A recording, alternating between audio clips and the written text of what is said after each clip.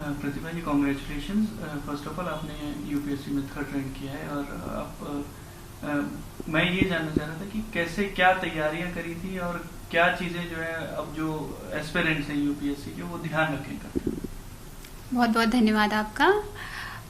मैंने तैयारी 2016 में शुरू की थी और उस टाइम पे सबसे पहले मेरा यही उद्देश्य था कि सबसे पहले अपने बेसिक्स स्ट्रॉन्ग करने हैं। तो बेसिक नॉलेज के लिए 5-6 सब्जेक्ट्स हैं जिस पे आपको बहुत सारा कमांड होना चाहिए, जैसे polity, history, geography, science, technology और एनवायरनमेंट। ये सब्जेक्ट्स पे आपको पूरी तरह कमांड होना चाहिए। तो इसके लिए एक आपको बेसिक सोर्स तैयार करना होगा जिसको आपको बार बार रिवाइज करना पड़ेगा। और दूसरी सबसे इम्पॉर्टेंट चीज़ है करंट अफेयर्स। उसके लिए आपको डेली न्यूज़पेपर पढ़ना पड़ेगा और आपको खुद के अपने नोट्स प्रिपेयर करने पड़ेंगे। जितने भी सोर्सेज से आप पढ़ रहे हैं वहाँ से इम्पॉर्टेंट पॉइंट्स आप नोट्स में लिखिए। और तीसरी सबसे ज़्यादा ज़रूरी चीज़ है रिवीजन करते रहना बार बार आपने जो भी पढ़ा है। बहुत सारा मटेरियल पढ़ के आपको कोई फ़ायदा नहीं होगा जब तक आप उसको रिवाइज नहीं करते, जब तक वो आपको याद नहीं रहती। तो आपको उस पर ध्यान देना पड़ेगा। फिर चौथी चीज़ है प्रैक्टिस। आपको क्वेश्चंस की प्रैक्टिस बार बार करनी पड़ेगी। चाहे प्रीलिम्स का एग्जाम हो, आपको उसके लिए मल्टीपल चॉइस क्वेश्चंस प्रैक्टिस करने पड़ेंगे। कम से कम 30 से 40 टेस्ट आपको लगाने पड़ेंगे बिफोर प्रीलिम्स के एग्जाम में। और फिर मेंस के टेस्ट के लिए आपको बहुत सारी आंसर राइटिंग करनी पड़ेगी, एसेज लिखने पड़ेंगे। जब तक प्रैक्टिस नहीं करेंगे तब तक आपको पता नहीं चलेगा कि आपके स्ट्रॉन्ग पॉइंट्स क्या हैं। फिर फाइनली इंटरव्यू या जिसे पर्सनालिटी टेस्ट कहते हैं, उसके लिए भी प्रैक्टिस बहुत ज़्यादा ज़रूरी है। आपको क्वेश्चंस की प्रैक्टिस मिरर के सामने करनी पड़ेगी, आपको मॉक देने पड़ेंगे पैनल्स के सामने, आपको फ्रेंड्स के साथ क्वेश्चन आंसर बोलने की प्रैक्टिस करनी पड़ेगी। So practice is a very important part of this preparation. एक और आपने चूज किया और किस वजह से किया?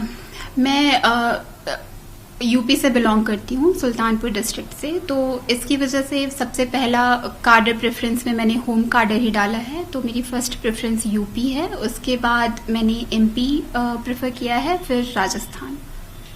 आप जो सर्विस आप आईएएस चूज किया या क्या आपका प्रेफरेंस क्या है? जी, सो लास्ट ईयर मुझे मेरी 489th रैंक आई थी। उसके बाद मुझे इंडियन रेवेन्यू सर्विस मिल गया था, जो कि लास्ट ईयर मेरी सेकंड चॉइस थी। तो इस साल मैंने बस इंडियन एडमिनिस्ट्रेटिव सर्विसेज ही चूज किया था।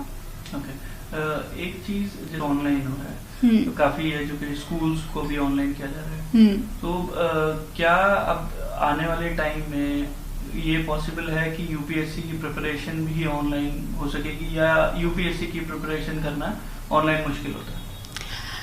ऑनलाइन बहुत सारा मटेरियल मिलता है स्टूडेंट्स को, न्यूज़ के टर्म्स में हो या फिर आपका स्टैटिक सिलेबस। तो बहुत सारा मटेरियल वीडियोस यूट्यूब पे बहुत सारे मिलते हैं जिसके थ्रू कैंडिडेट्स प्रिपेयर करते हैं।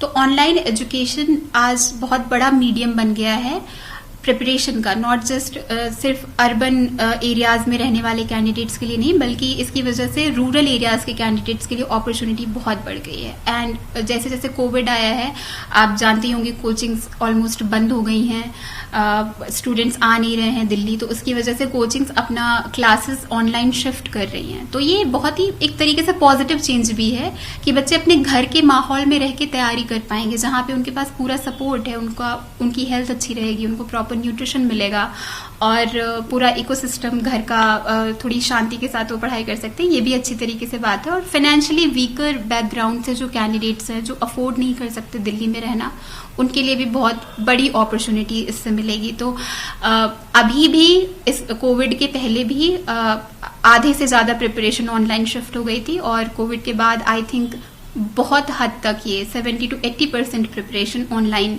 मोड में होगी, जो कि बहुत ही पॉजिटिव बात है। अब आप जो है इन फ्यूचर सारी सीनियर पोस्ट भी होल्ड करेंगी गवर्नमेंट में, सो कौन सी 2 चीजें हैं जो आप सिस्टम में चाहेंगी कि चेंज करें?